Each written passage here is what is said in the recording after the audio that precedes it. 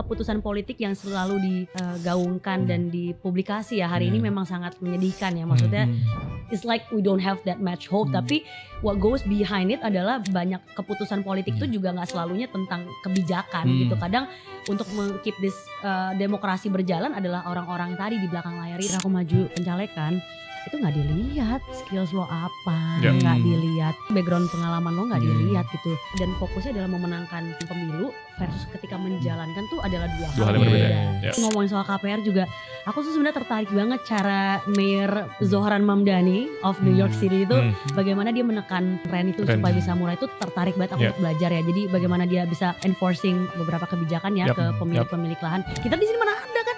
Gak ada. Masuk ke partai politik, mungkin ini juga pengalaman banyak teman-teman muda yang sudah masuk ya. Pasti challenge-nya ada bagaimana kita bisa menunjukkan diri kita, kapasitas kita di lingkungan yang cukup tough gitu ya. Karena kan bayangin ya mungkin di parpol lain juga sama. Banyak sekali kadernya. Bagaimana kita bisa stand out, bisa dikenal sama teman-teman senior, bisa punya kesempatan untuk berkiprah di dalam dan maupun di luar, itu kan juga tidak mudah.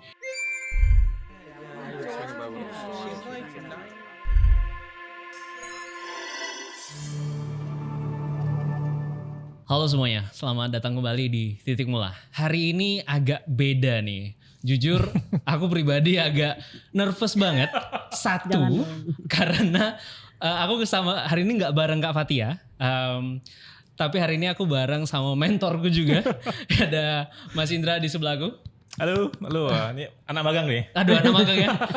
Yang ditakutin sebenarnya adalah Mas Indra ini kalau udah ngomong ya, itu gaping banget teman-teman. Tapi harus kita nantikan juga pertanyaan-pertanyaannya. Aku nantiin banget sih. Gimana Mas Indra hari ini? Tadi pagi Mas Indra juga ngomong sama aku, nervous banget aku nih. Nervous banget nih.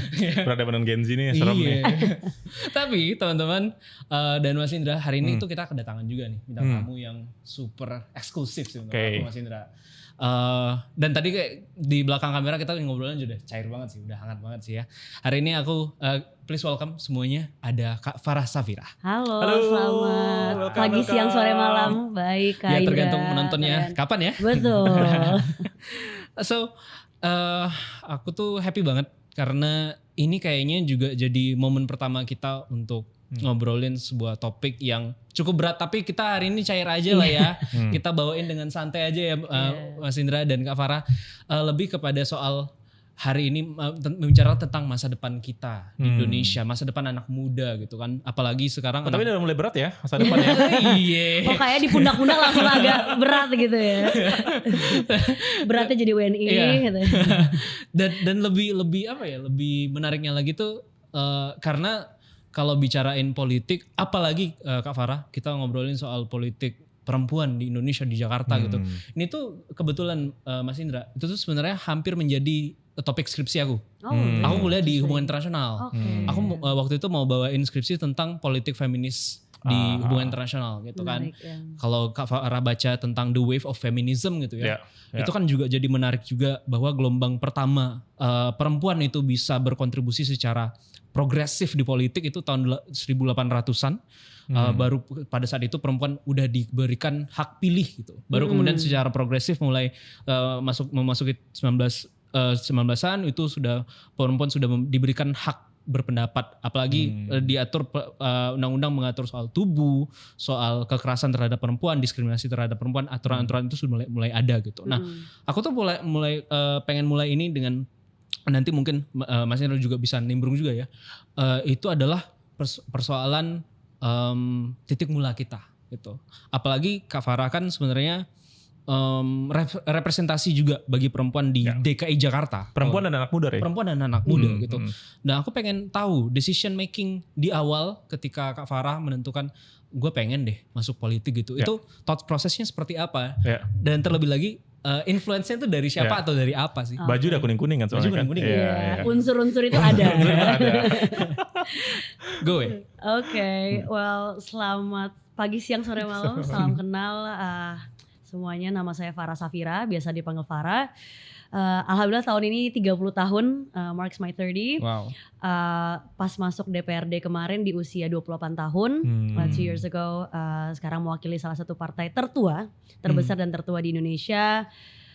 Kira-kira apa nih yang mau dikulik-kulik nih? Mungkin mulai dari masa kecil, maybe? Oh, where should we start? Masa kecil aku lahir di Jakarta, Oh, Jakarta. tahun 1996. Pada saat itu aku lahir dari seorang pasangan perantau, aktivis mahasiswa, dua-duanya HMI, Yunda dan Kanda. Mereka berdua bertemu di PBHMI pada saat itu dan sampai PBHMI ya? Sampai PBHMI. Oke. Dulu alhamdulillah ayahku salah satu ketum di masa 90-an itu. Nah, jadi aku lahir dan besar di keluarga aktivis sebetulnya. Jadi satu dari Aceh, satu dari Bawean, salah satu pulau di Gresik di Jawa Timur. Jadi aku bisa dibesarkan sama mereka. Terus orang tua aku ini punya semangat pejuangnya luar biasa. Jadi they left their families untuk bisa membesarkan ketiga anaknya di Jakarta, dan benar-benar aku di Jakarta doang gitu. Kita nggak kemana-mana, kita di Jakarta. Jadi STK di Yasporbi di Pancoran, salah satu TK swasta ya. Karena dekat rumah waktu itu. Terus SD aku di dekat sini di Al Azhar Kemang. Oh, wow. Jadi jadi dulu orang tua aku memang sangat invest sekali ya di pendidikan. Jadi dengan segala upaya memang ayah di background politik tapi ibu pengusaha wira swasta. Jadi benar-benar mengupayakan nih sekolah-sekolah bagus. Terus suatu ketika di masa SD itu ada sedikit downfall di keluarga sehingga kita harus pindah keluar negeri. Pada saat itu ikut ayahku di kuliah di Malaysia. Jadi akhirnya kita SMP pindah ke Malaysia. Aku sekolah di sana di Sekolah Indonesia Kuala Lumpur. Jadi di bawah kedutaan besar RI di sana. Terus akhirnya long story short SMA kita balik lagi ke sini. Jadi aku exposed to different kind of schools, dari swasta nasional, terus sekolah Islam, terus sekolah Indonesia yang notabene kita pakai seragam putih biru waktu itu.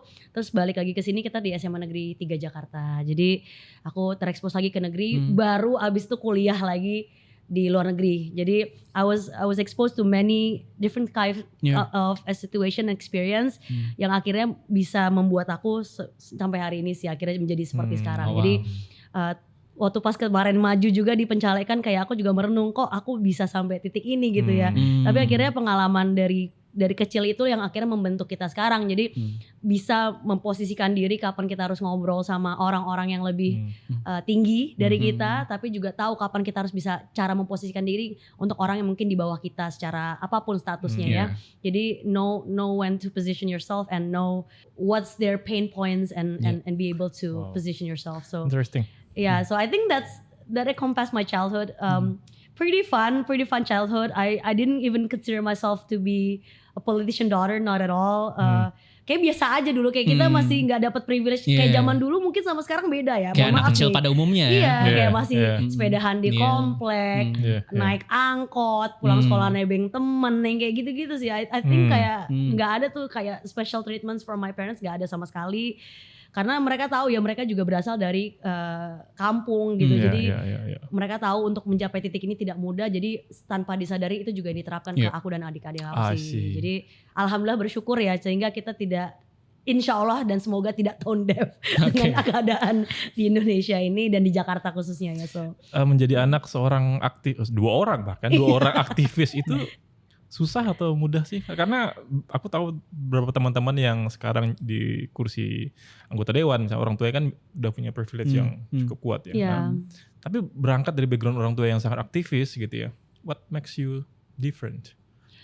Wow, good question. Sebetulnya kita tidak pernah ditanamkan untuk menjadi seseorang ya. Jadi maksudnya orang tua tuh selalu bilang, mereka lihat nih, orang tua aku tuh tipenya lihat, oke, saya lebih fokus di mana, adik aku lebih di mana, adik aku yang ketiga juga di mana. Jadi dari situ justru digali. Tapi yang membuat akhirnya menjadi susah adalah ketika kita terjun ke industri mereka.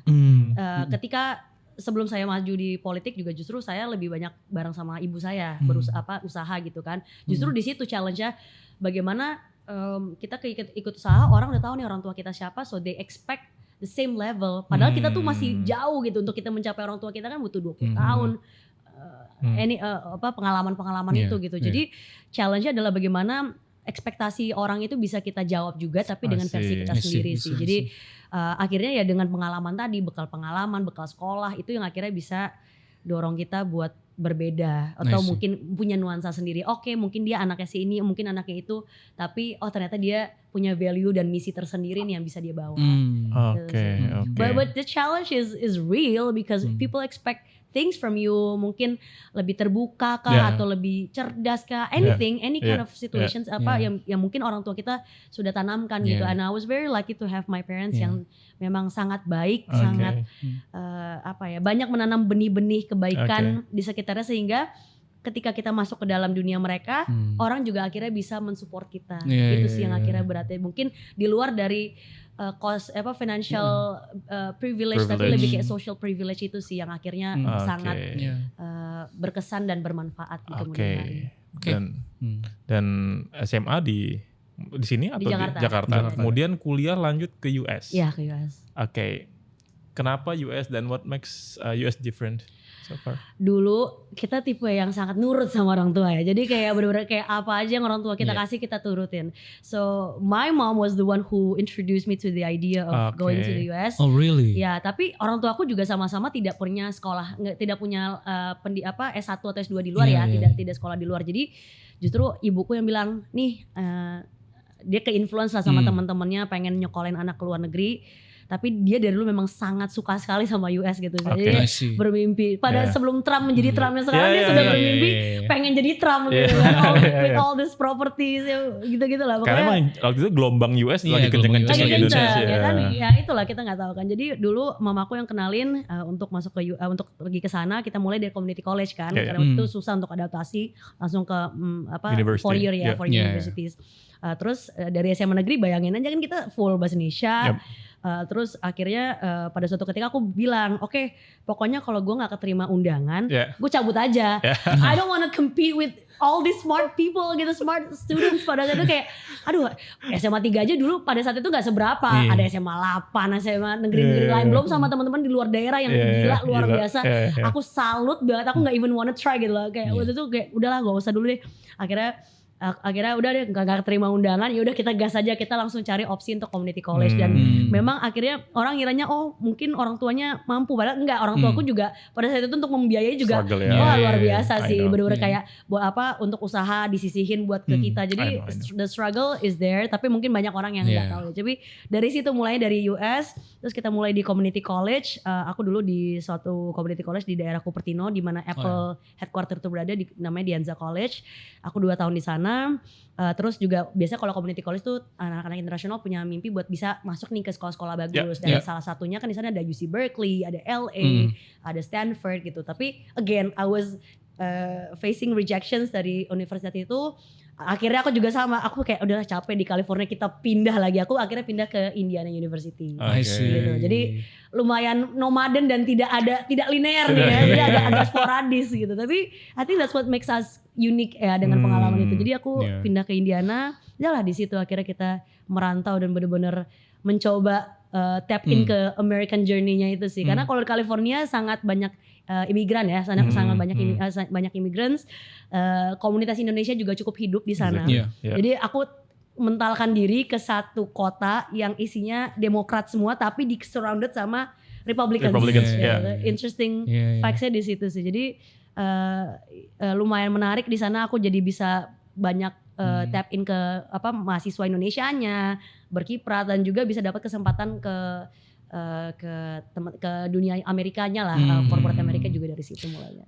Pada saat itu pengalaman berkuliah yang paling memorable secara akademis atau apapun? Lebih ke social sih, I would say. Soalnya I'm not considered to be the smartest in the classroom. Kayak dari dulu selalu yang average aja, nggak paling bawah tapi nggak paling atas gitu. Jadi just sit in the middle. Terus waktu di sana yang paling berkesan adalah justru ngurusin anak-anak Indonesianya sih waktu di Indiana. Jadi berarti di PPI dulu? Aku di Permias. Tapi aku Permias chapter aja di chapter Bloomington itu. Jadi di sana pada saat itu kita punya hampir 100 anak Indonesia. Terus aku ngurusin PR-nya. Jadi kalau di Permias tuh buat ada informasi soal kegiatan, soal opportunity itu aku yang pass in ke mereka. Kita handle all the group chats and everything. Terus yang berkesan adalah bagaimana itu tadi bisa memperkenalkan budaya Indonesia pada saat itu di sana yang memang kota kecil. Terus banyak proyek-proyek mahasiswa lah pada saat itu. Mungkin tadi ngobrol sedikit sama Kak Indra kan, bikin event. Berarti darah aktivisnya udah nular di situ para. Iya. Dulu juga sih di 3 juga sempat OSIS sih, tapi kan dulu ya sama kita bagian kita followers, we're not leaders gitu. Jadi kita mulai dari situ sih. Jadi seru lah berkegiatan sama teman-teman mahasiswa di situ sih. Kalau aku ngelihatnya tuh patternnya tuh kalau tadi Kak Farah juga mention sempat jadi OSIS ya. Jadi sebenarnya political instinct-nya itu kan udah udah kebentuk dari sekolah, kebentuk dari sekolah gitu ya. Nah sebenarnya berarti betul nggak kalau aku bilang bahwa political instinct ini sebenarnya nggak di-influence sama orang tua sebenarnya, tapi di-drive sama willingness sendiri gitu? Bisa dibilang begitu. Bisa dibilang gitu. Oke. Itu dari kapan tuh Kak? Sebenarnya akhirnya ketika pas pulang balik Indonesia sih. Jadi waktu itu dari situ ini jadi banyak ceritanya dia. Pas aku pulang ke Indonesia tahun 2019 itu pas banget pemilu. Bulan April 2019 aku udah selesai kerja di Amerika. Aku pulang.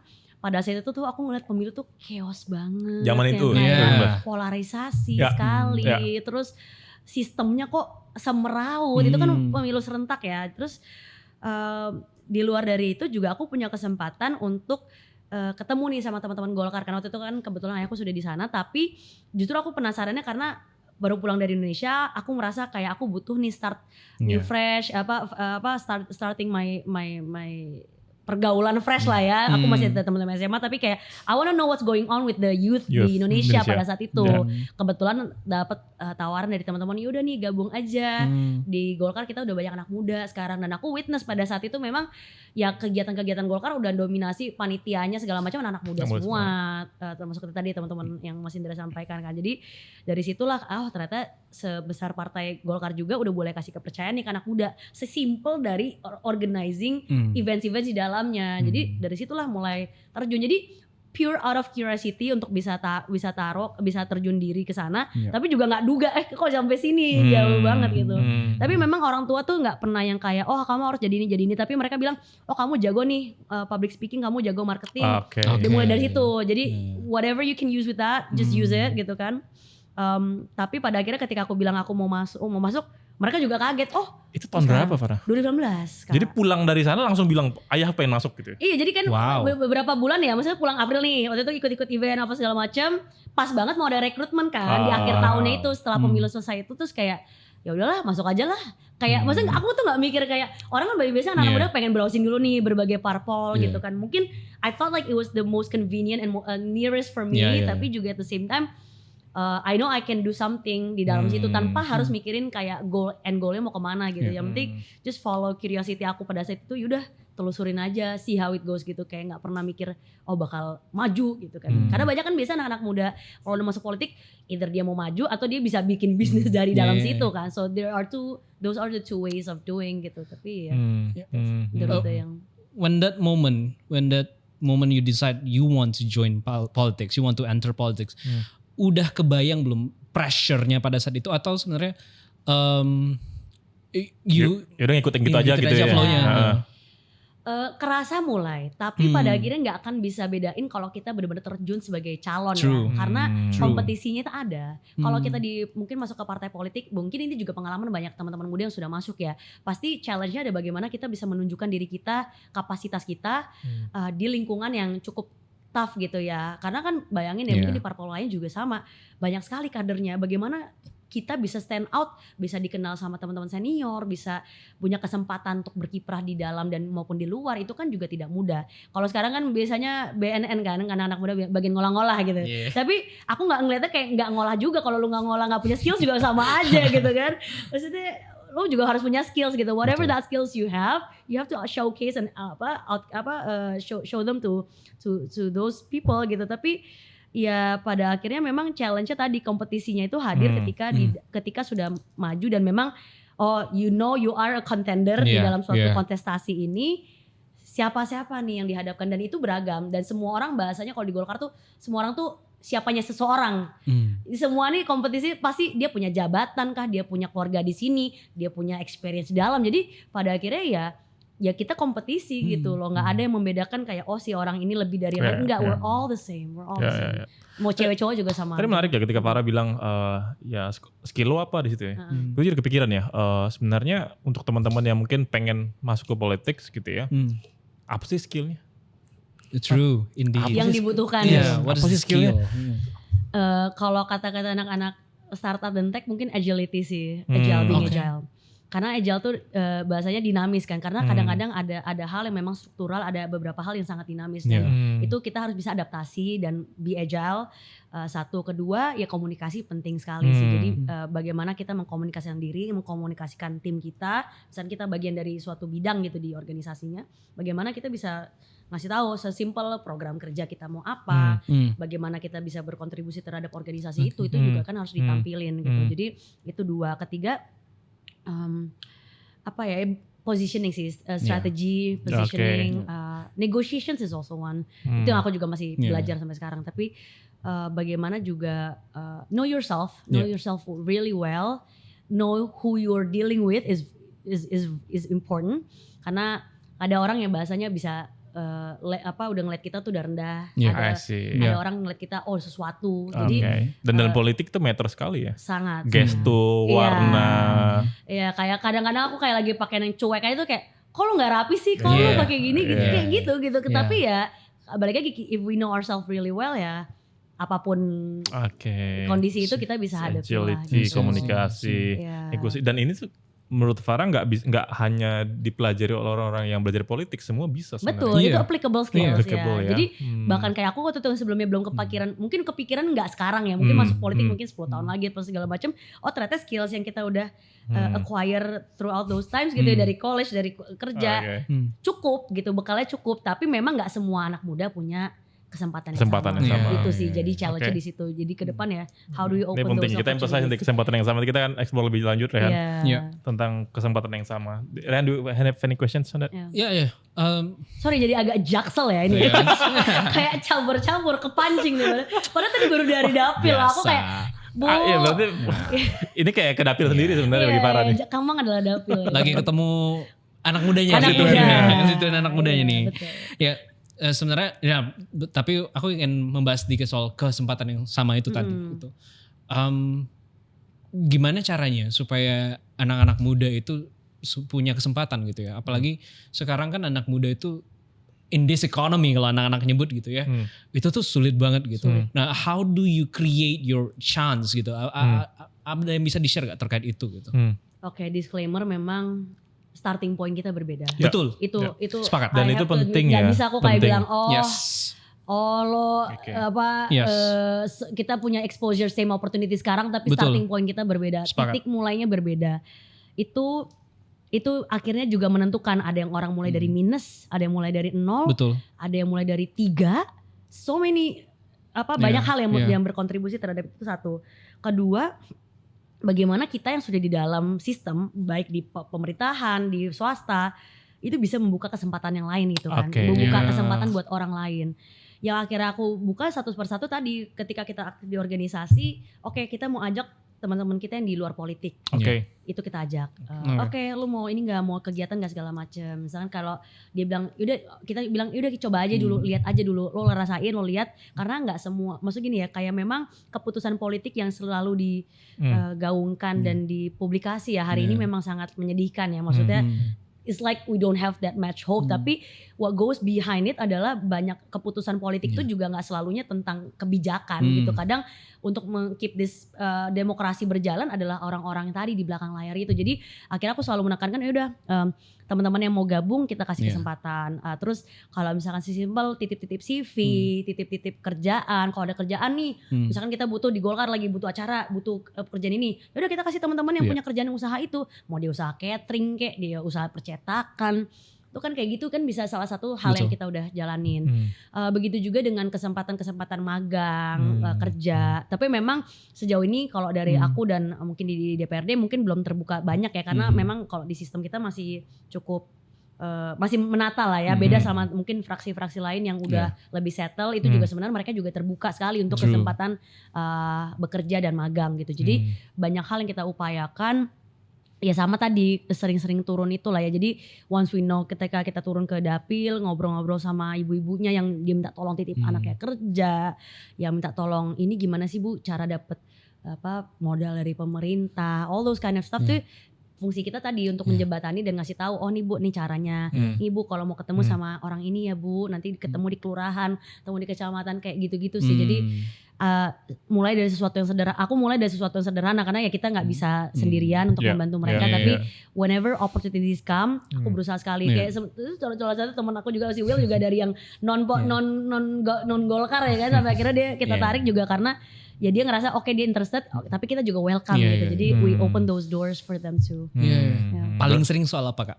Apa tuh? Keluhan dari warga masyarakat. Wah banyak sih, tapi kalau sekarang lagi sering bansos ya, bantuan sosial. Jadi itu kan mungkin selama 10 tahun terakhir pemerintah kita udah selalu ngasih bantuan sosial. Tapi realitanya kalau di Jakarta itu kan penilaian terhadap kriterianya kan berbeda sekali. Kalau mungkin nanti Mas Indra, Mas Rey juga cek ya, sekarang lagi rame soal desil gitu ya sebutannya. Betul, desil itu mungkin nyarain kan. Itu juga yang kita kerjain. Jadi kalau di Jakarta itu kan bisa dibilang banyak mayoritas warganya itu sebenarnya kalau dari berdasarkan desil tuh sangat tinggi gitu. Mereka mampu ya, sejahtera gitu. Tapi kan desil 10 aja sekarang berapa?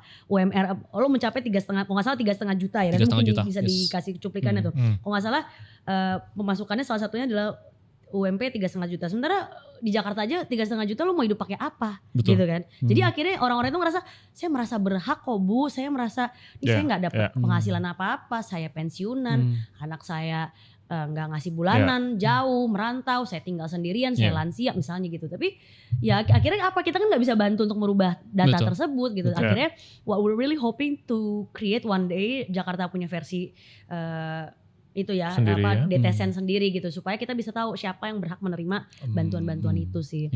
Mungkin kalau itu yang lebih masyarakat umum ya, tapi kalau yang anak-anak muda pasti kerja, kesempatan kerja sama pendidikan. Ini lagi masuk-masuk waktu-waktu pendidikan, sekarang pada marah, pada berusaha nitip ke kita kayak aduh minta tolong masuk sekolah negeri. Gak bisa gitu, itu pakai sistem gitu kan. Itu akhirnya kita baru sadar, oh di Jakarta tuh kekurangan sekolah negeri.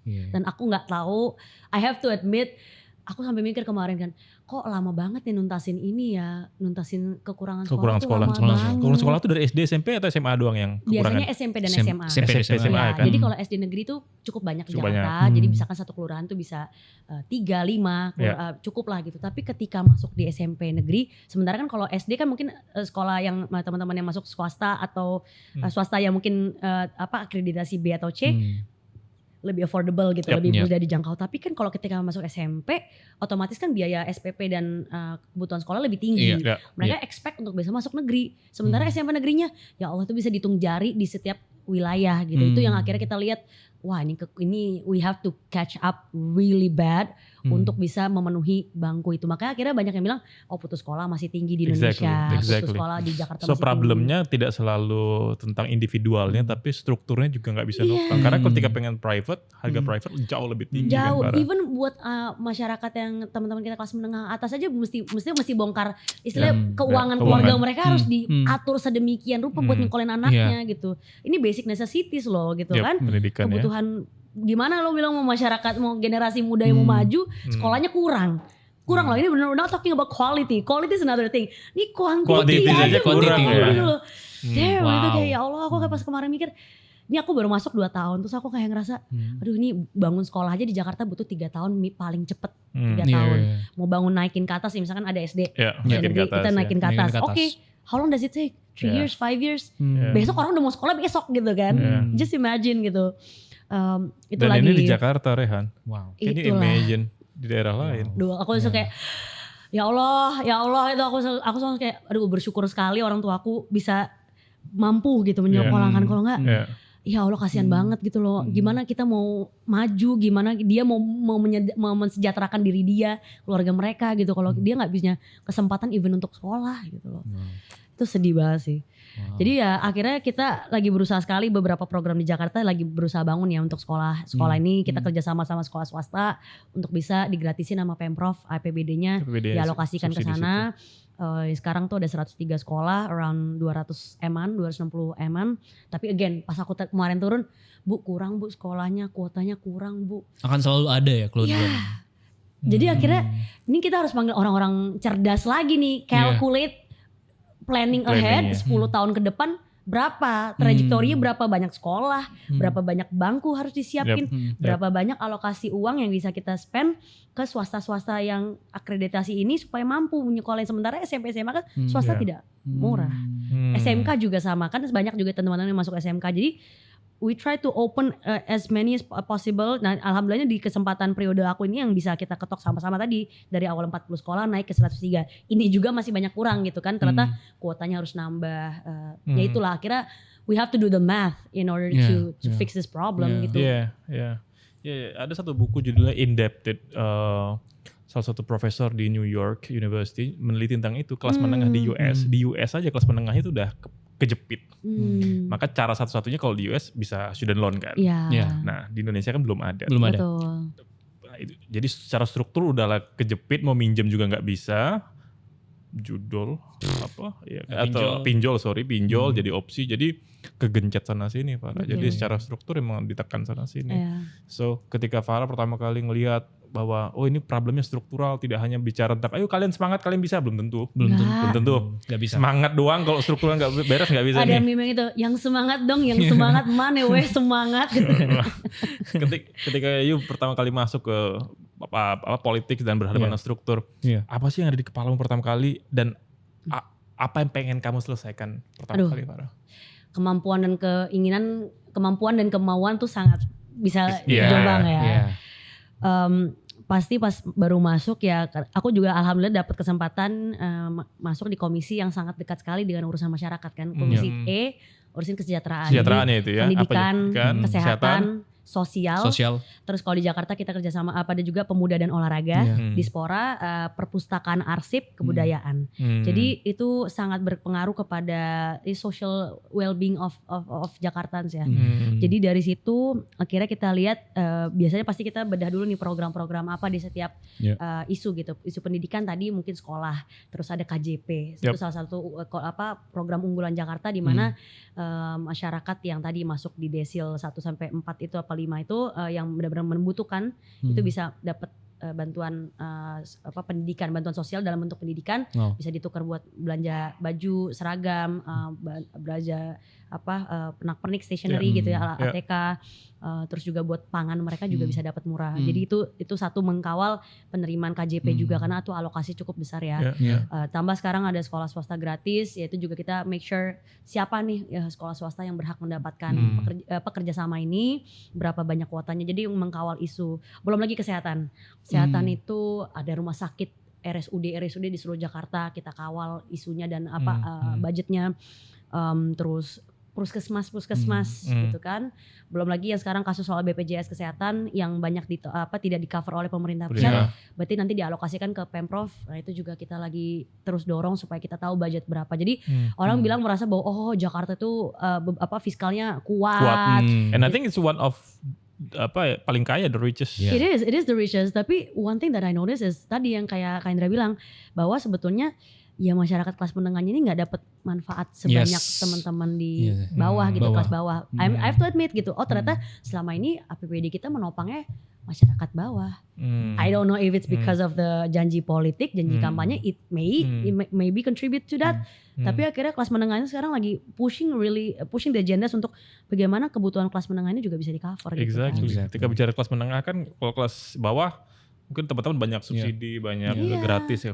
Menengah ini dibilang miskin enggak, dibilang kaya juga enggak. Dan sangat rentan. Dan sangat rentan, betul. Apalagi banyak sekarang teman-teman itu bekerja di sektor informal. YouTuber, sosial media, dan segala macam, freelance, desain grafis ya. Selesai platform itu selesai pekerjaan mereka. Dan Farah kan mewakili quote-unquote generasi muda yang ngelihat itu gimana sih Farah, kerentanan itu. What should we do as a young generation, Farah? Kalau as a young generation berat ya.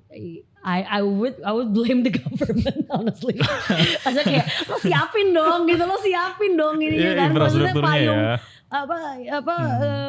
kayak apa sebutannya payung sosialnya disiapin dong. Yeah, social safety net ya. Pengamannya disiapin gitu kan. Kayak dari segi kebijakan kah harus kontraknya gimana atau kayak setiap freelance tuh harus bisa pakai BPJS tenaga kerja jadi bisa di-collecting kan. Jadi once you're done with the job, with the project, you can move on to the next project, tapi you can kumpulin ini kan dikumpulin gitu kan buat tabungan gitu. I think that's one sih. Tapi susah ya kalau dibilang anak muda, aku bilang lu mau sosokan kita suruh membuat sesuatu kayak enggak juga karena it is the system that we need to fix, it's not us gitu loh. Karena kalau teman-teman seumuran kita pengen, of course kita pengen punya rumah ya, mungkin nggak di Jakarta lah, di daerah penumpang Jakarta lah. Terus teman-teman bekerja di sektor informal, KPR nggak bisa. Nggak akan. Mau pendapatan kamu dari YouTube AdSense 200 juta, 300 juta, kamu nggak akan terima. Nah itu juga problem struktural yang penyelesaiannya harus lewat dorongan teman-teman di anggota dewan. Wow. Ya aku sebagai perantau di Jakarta, aku kan sempat ngerantau juga 2024, kemudian balik lagi ke Pontianak, balik lagi ke Jakarta. Yang paling berat dirasakan tuh adalah memang tekanan tadi, himpitan tadi sebagai I would say I'm a middle class person gitu. Jadi himpitan-himpitan itu terasa banget gitu. Nah tadi kan Kak Farah juga ngomongin soal keluhan dari ibu-ibu gitu ya, ataupun dari masyarakat gitu. Nah pernah gak sih datang ke masyarakat muda yang mungkin seusia aku juga gitu ya, dan apa sih yang mereka sering kali keluhkan kepada Kak Farah, dan how do you tackle the issue that they mention? Iya, ada beberapa kali aku datang ya. Biasanya teman-teman muda tuh yang punya komunitas suka undang kita. Jadi di luar dari forum aspirasi, karena bisa kalau forum aspirasi aku turun ke dapil tuh kan jam-jamnya ya anak-anak mudanya lagi pada kerja. Kuliah. Jadi I have to allocate another time untuk ketemu. Jadi banyak sih faktornya tadi soal BPJS kesehatan, BPJS tenaga kerja, kesempatan kerja, kesempatan kuliah. Yang paling sedih juga kuliah sebetulnya, karena banyak teman-teman bisa masuk nih kuliah, mereka keterima di PTN, PTSN, dan mereka nggak bisa bayar UKT. Ya, dan itu nggak bisa bayar UKT. Lo mau bergantung sama orang tua, ya orang tuanya kalau misalnya cuma lulusan SMA, mereka juga kayak udah you're on your own gitu. Jadi mesti ngambil kelas karyawan, mesti setengah sambil kerja. Ya, dan itu struggle kita. Kalau di US kan ada first generation sih. Gitu, di sini belum itu belum terus kayak kalau kita ngomongin student loan juga belum familiar ya dengan konsep itu. Bukan berarti tidak bisa, tapi balik lagi ntar tanya perbankan tuh apa NPL kita berapa, di atas berapa persen ini kan, maksudnya budaya keuangan kita juga harus, keuangan pribadi, keuangan personal finance itu juga harus dibangun gitu. Bahwa pada akhirnya realitanya juga memang kita harus akuin, kita sebagai warga negara Indonesia tuh jarang planning keuangan gitu kan. Betul. Kayak teman-teman misalnya kayak orang tua ntar kita bangkrut, mohon maaf ya, bangkrut, kehilangan pekerjaan, tiba-tiba pensiun, terus nanti yang kita jadi sandwich generation. Jadi itu harus di planning. Oh, bagaimana asset management, apa misalkan orang tua kita punya warisan apa, itu bagaimana dikelola. Itu kan susah sekali untuk tidak semua orang punya kesempatan berpikir seperti itu kan. Jadi mengelolanya susah, tapi yang lebih susah kalau tidak ada yang dikelola. Iya, itu PR-nya. Mau mulai dari mana ya tadi? Mana ngelola? Apa yang mau dikelola? Uangnya nggak ada. Itu PR besar sih. Jadi akhirnya kayak, kayaknya kita kok nggak ada harapan ya gitu, kayak mau dari mana nih kita semua gini kan. Tapi satu hal yang aku perhatikan memang dari anak-anak kita ya, teman-teman muda kita nih pemikir kritis, kita melek sekali gitu akan informasi di luar negeri, akan di mana-mana. Tadi ngomongin soal KPR juga, aku tuh sebenarnya tertarik banget cara Mayor Zohran Mamdani of New York City itu bagaimana dia menekan menekan rent itu supaya bisa murah. Itu tertarik banget aku untuk belajar ya. Jadi bagaimana dia bisa enforcing beberapa kebijakan ya ke pemilik-pemilik lahan. Kita di sini mana ada kan? Gak ada. Ya bisa besok nih, misalkan Rian ngekos di mana gitu. Tapi besok dia mau, kayak kemarin tuh lagi rame kan yang soal tiba-tiba tanah yang mau dijual di Surabaya kan. Lu mau bilang apa gitu kan? Nggak ada basisnya gitu kan, nggak ada kekuatan hukum, payung hukumnya. Ya, all those kind of stuff sih, affordable housing, affordable pendidikan gitu ya, yang pendidikan yang terjangkau. Akhirnya affordability itu yang akhirnya di fight sih sama teman-teman muda. Dan akhirnya dia gimana cara anak-anak muda tuh tadi dia mau forecasting ke depan, mau punya pekerjaan, mau ini, tapi bagaimana safety net itu harus dibangun dari sekarang, dan mereka dikasih planningnya gitu, dikasih jalannya ke sana. Itu yang kita masih ngerasa oh itu butuh kekuatannya di situ, sistemnya yang harus diperkuatkan. Kayak negara-negara luar kayak Amerika kan juga somehow the system tuh kayak kita nggak usah mikirin AIU, sistemnya jalan sendiri, we just have to follow the system gitu kan. Negara-negara Eropa a lot of the European countries juga seperti itu gitu. Jadi all we need to do is to dedicate our time, bekerja di perusahaan, bekerja di suatu industri tersebut, udah perform gitu. Nanti let the government do the job untuk menyisihkan alokasi APBD dan APBN itu gitu kan. Tapi ya again itu yang mesti reformasi kebijakannya di situ sih, lebih ke pengelolaan APBN-nya itu. Ada satu data yang menarik juga Farah ketika data skor PISA, pendidikan PISA itu dikomparasi dengan pendapatan orang tua. Nah, melihat intersectionalnya dan seberapa kuat itu berpengaruh. Negara seperti Farah sebutkan kayak Norway itu tuh bahkan minus skor, artinya sangat tidak berpengaruh. Betul. Artinya mau orang tua mau miskin, orang tua mau kaya, anakmu skor PISA tinggi. Karena itu fungsi negara, making sure struktur pendidikannya udah cukup kuat untuk menopang. Nah di Indonesia cukup tinggi. Artinya bisa disimpulkan mereka kalau mau pinter, orang tuanya harus kaya. Tentu ada outlier, ya. Kayak kita berdua mungkin outlier, kita rantau outlier. Tapi outlier itu nggak bisa jadikan generalisasi sistem kan. Nah tugas teman-teman kan sebenarnya mengadvokasi itu. Dan itu is very difficult. Nah aku dengar-dengar kemarin Jakarta punya program LPDP psikologi. Do you think it's part of structural change yang teman-teman pengen dorong? Semoga ya, tapi memang programnya masih dalam pembahasan. Jadi idenya adalah kemarin tuh kan banyak sekali mengeluhkan soal LPDP, banyak yang mungkin teman-teman yang sudah menerima LPDP itu antara dia menunda kembali ke pulangan ke Indonesia, terus ada penyalahgunaan.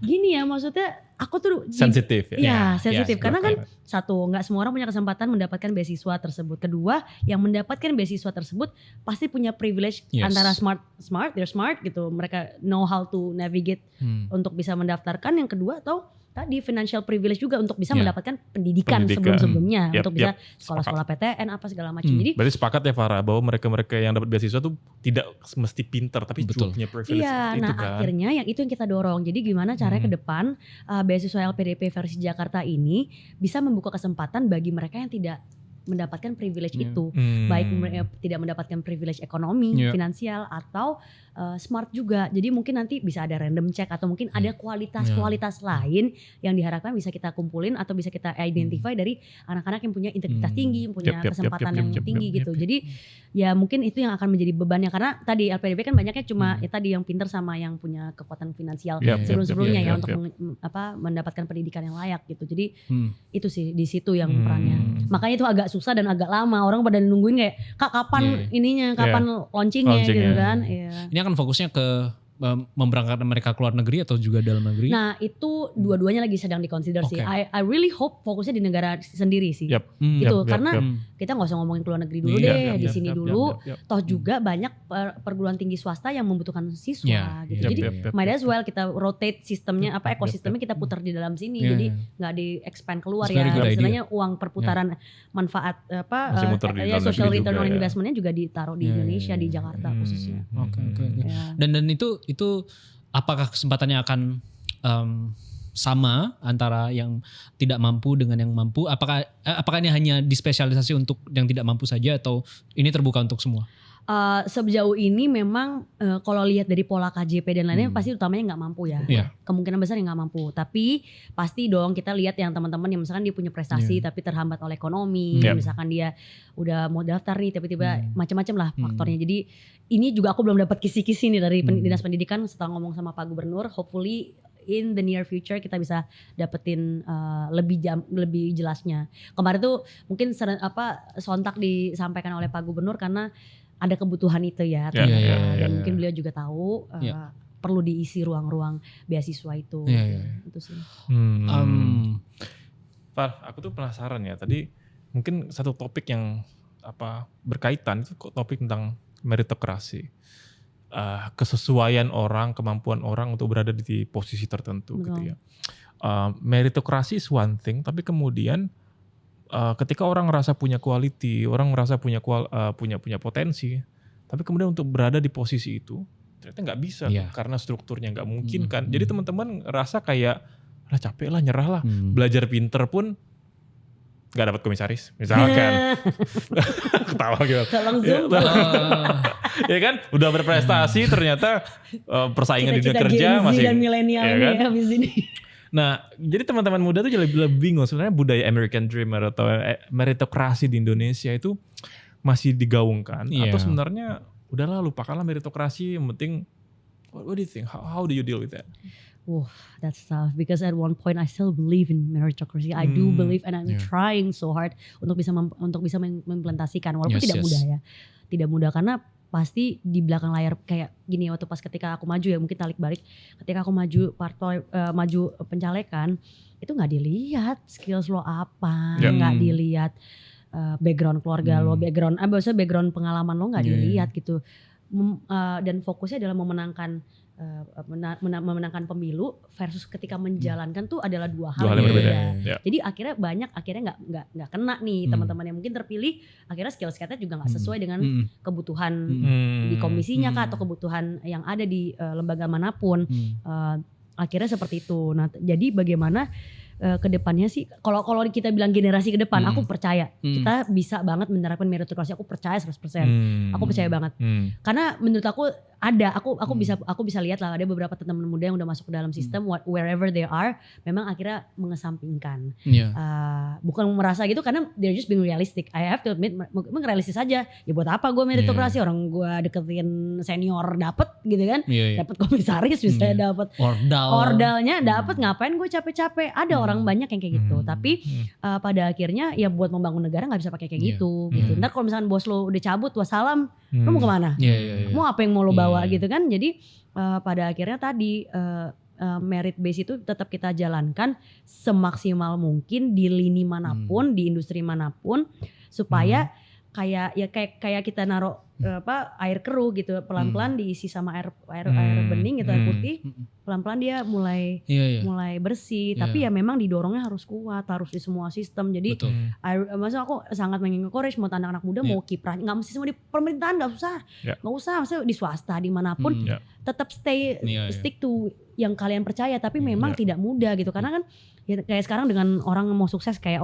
jadi content creator aja, jadi freelancer aja lebih gampang dapat duitnya. Tapi kalian juga harus punya suatu karir path dan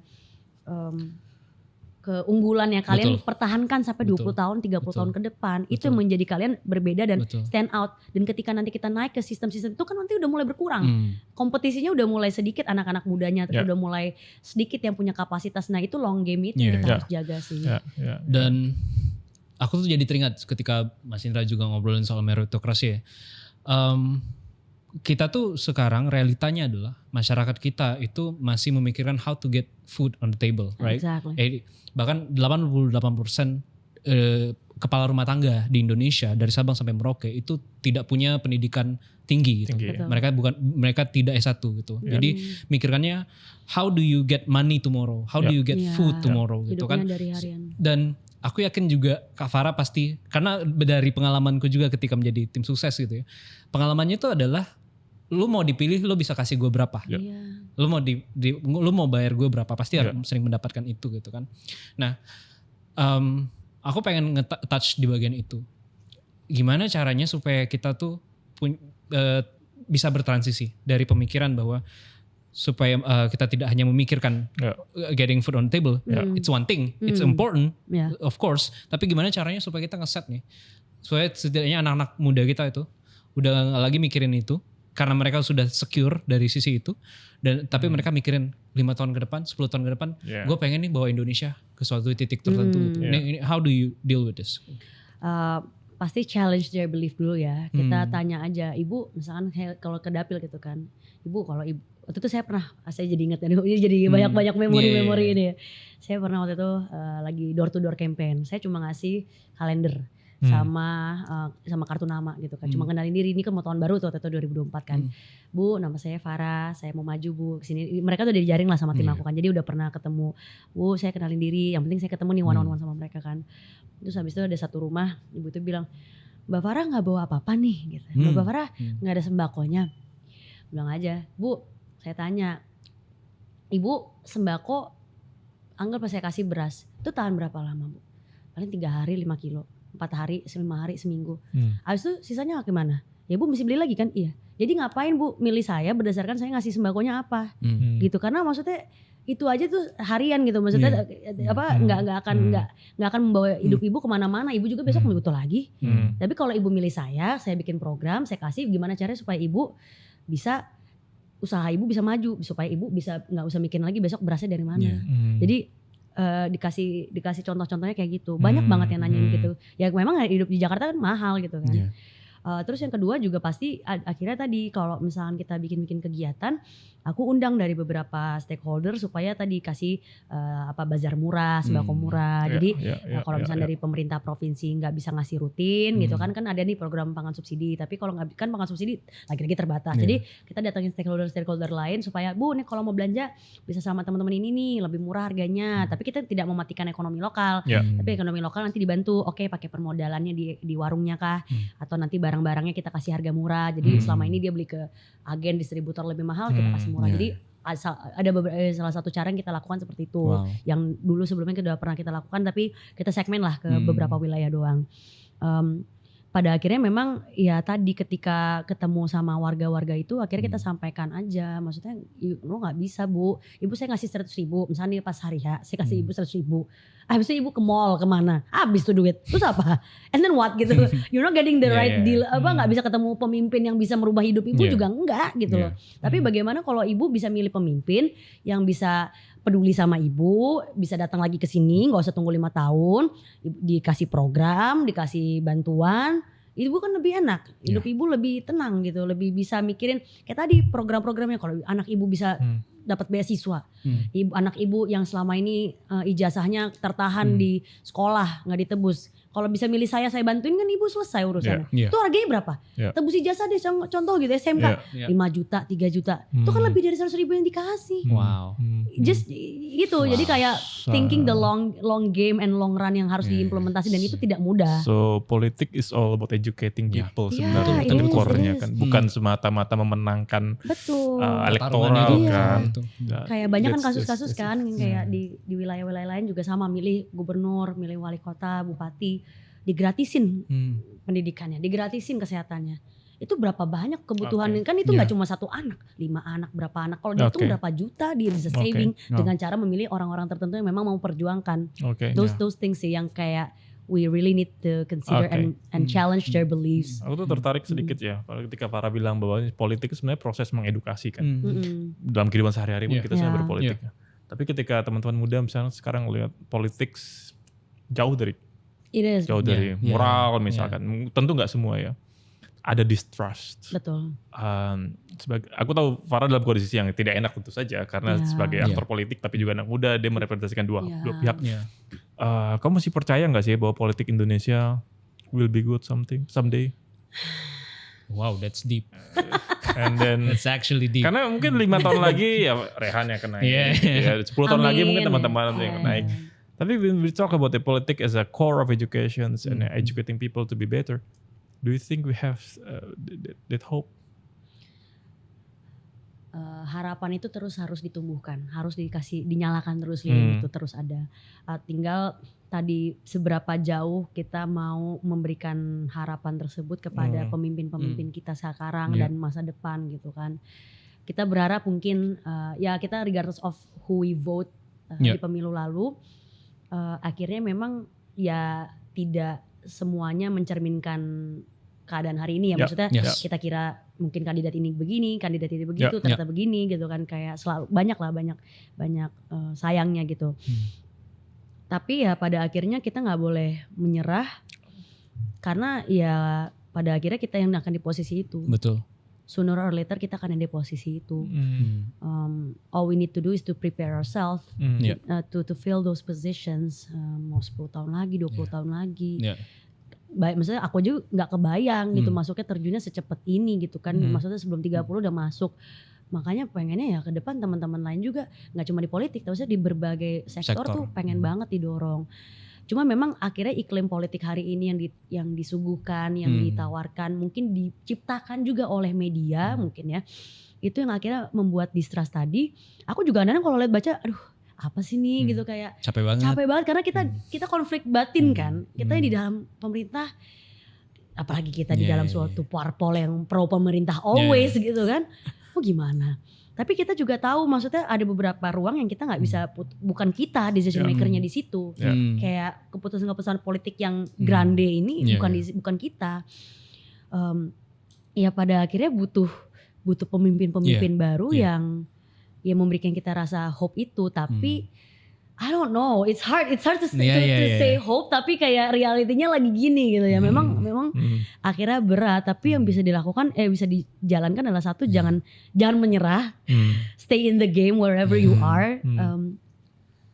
Terus juga percaya bahwa apapun yang kalian lakukan itu berdampak pada kemudian hari gitu. Jadi jangan merasa kita cuma bagian kecil, kita cuma hari ini buat kita diri kita sendiri, kita biaya hidup, kita punya mimpi apa, buat ngasih apa, mungkin ngasih orang tua kita berapa, tapi bagaimana juga kita bagian dari society yang besar itu gitu. Jadi aku sih punya harapan dan bisa membayangkan mungkin 10-20 tahun deh give or take gitu. 20 tahun lagi mungkin bisa berubah. Tapi kalau 5 tahun lagi, 10 tahun lagi itu mungkin masih berat. Tapi balik lagi, gak semua anak muda tuh pemikiran juga sama. Keep that in mind. Dan gak semua kesempatan tadi sama. Jadi ada juga yang tadi aku bilang anak muda juga bodo amat deh gitu. Banyak. Nah makanya kita how to convince our generation supaya melek yuk, sadar yuk. We have to do something, we have to educate ourselves, we have to give ourselves the chance, we have to give those privilege to others to pass that baton gitu. Jadi kesempatan itu gitu selagi kita bisa. I agree. Jadi sebenarnya ini balik lagi bahwa anak mudanya mau nggak sadar gitu dengan apa yang sedang dihadapi hari ini gitu. Apalagi social media itu sangat influencing a lot through our mindset sebenarnya gitu. Nah, before we actually end this conversation, I want to talk about one of your program, and it actually impacts a lot kepada kesehatan kita sih sebenarnya, gitu ya. Indonesia tuh sebenarnya adalah negara dengan peringkat tertinggi perokoknya, dan itu tuh sangat-sangat sangat-sangat concerning for me at least. Dan kita juga, aku sama Mas Indra kan baru-baru ini juga dari Singapura. Kalau di Singapura itu kan, itu benar-benar nggak ada sampah puntung rokok, gitu. Nggak ada. Dan vape juga dilarang. Vape juga dilarang bahkan to the extent gitu. Nah, gimana kita sekarang di Jakarta at least tentang regulasi mengenai rokok gitu? Sejauh karena apa? Dilema juga kan, Farah. Satu sisi teksnya juga panjang, besar gitu ya. Satu sisi kompleksitasnya BPJS juga ada ngapain nih rokok nih. How do you, as a policy maker, bukan policy maker ya, orang berkecimpung dalam regulasi, how do you see this paradox smoking? Mungkin aku mau kilas balik ya ke pengalaman kemarin ngurusin perda kawasan tanpa rokok di Jakarta. Jadi ketika kita diberikan tugas, ini tuh salah satu rancangan perda yang cukup lama, ada 15 tahun lah. Jadi 15 tahun? Ya, pendingnya lama sekali. Jadi ini tuh udah lama banget dari teman-teman advokasi yang pro ya terhadap kawasan tanpa rokok tuh udah lama banget. Ketika kita partai kita, fraksi kita dapat kesempatan untuk mimpin, I was having a dilemma too, karena ya satu sisi jangankan orang lain, teman-teman kita sekeliling kita juga kayak ngerasa jangan dong Far, kalau mau ke restoran pengennya kan bisa rokok smoking indoor gitu kan, di dalam, terus macam-macam. Jadi ketika kita lihat ya pasti harus ada dikorbanin nih antara kesehatan sama ekonomi, maksudnya ini debate antara kesehatan sama ekonomi. Betul. Nah, Jakarta itu memang kontribusi terhadap cukai rokoknya tinggi, sekitar 1 triliun. Tapi ketika kita lihat juga pasti kontribusi 1 triliun tuh bisa didapatkan dari hal-hal lain, nggak cuma sekedar penjualan cukai rokok itu kan. Jadi ketika kita dihadapkan untuk pembahasan wilayah, jadi kita penetapannya kawasan nih, jadi bukan mematikan rokoknya, everybody allowed to smoke, diatur gitu pengaturan. Jadi kita kasih kesempatan kalau yang sebenarnya di dalam indoor smoking bentar lagi harusnya udah nggak ada. Jadi semua harus di luar gedung, di luar physical buildingsnya. Radius berapa meter, terus ntar buat penjualan rokok juga sama. Jadi penjualan rokok tuh nanti ke depan displaynya juga mau nggak ada gitu ya, di supermarket, minimarket tuh pengen displaynya nggak ada. Terus juga untuk penjualan radius 500 meter dari sekolah, rumah sakit, itu sekolah terutama itu juga nggak ada, karena kan banyak juga nih kontributor yang bikin anak-anak muda yang anak-anak kita yang mulai ngerokok kan dari sejak usia dini gitu. Jadi ada beberapa larangan-larangan memang kenceng sekali sampai di demo, sampai dimarahin yang teman-teman dari berbagai sektor, khususnya sektor yang industri ekonomi yang memang dia yang punya usaha dan lain-lain, mereka merasa kayak gue tuh dapat lumayan loh ini dari customer gue yang merokok gitu kan. Tapi pada akhirnya kita bilang negara-negara luar bisa kok dan mereka nggak ada masalah. It's just implementing gitu kan. Kalau lu mau enak misalnya lu ngerokok di luar, nanti kalau ada apa-apa lu masuk lagi. We just make it possible for them. It's not like a big thing gitu kan. Dan kedua, sebenarnya residu rokok tuh nggak hilang gitu. Kalau kita screening di beberapa tempat tuh nggak akan hilang. Jadi mau kita bilang yang ngerokok aman nih, udah pas steril, udah pakai exhaust, itu tetap nggak ngaruh. Jadi kesehatan jadinya jadi concern. Terus kita kan juga banyak orang komplain sekarang kalau kita ke taman-taman karena just because it's outdoor, mereka berasa boleh nih ngerokok. Sementara kan itu paparannya kan angin apa segala macam kena gitu. Bagaimana kita bisa menikmati fasilitas publik secara aman dan nyaman buat anak-anak kita kalau kita nggak siapin ke situ gitu kan. Karena kan tinggi nih polutan di Jakarta, nggak cuma ngomong polusi udara juga tinggi. ISPA itu salah satu penyakit yang paling sering kena lah di Jakarta. Jadi we really hope that dari satu kebijakan itu pembatasan, pengaturan ya untuk wilayah-wilayah atau tempat-tempat boleh merokok atau tidak dan juga penjualannya itu diatur. Jadi kita berharap dari situ juga kesadaran akan kesehatan, kesadaran akan pentingnya menjaga lingkungan yang nyaman bagi semua kalangan itu juga jadi enak gitu ya, jadi terbuka gitu. Berat sih memang kemarin tuh, dan sekarang juga kita lagi nunggu peraturan gubernurnya yang betul-betul mengatur dari segi kebijakan tadi gitu. Jadi we really hope this year, by the end of this year sudah ada polisinya, mengupdate pergub-pergub yang lama, jadi nanti kawasannya betul-betul dibagusin gitu. Again, the keyword bukan mematikan tapi regulasi. Bukan. Nanti ngomongin, aku tadi ketinggalan soal vape ya. Itu juga kemarin aku lupa ngobrol sama siapa. Salah satu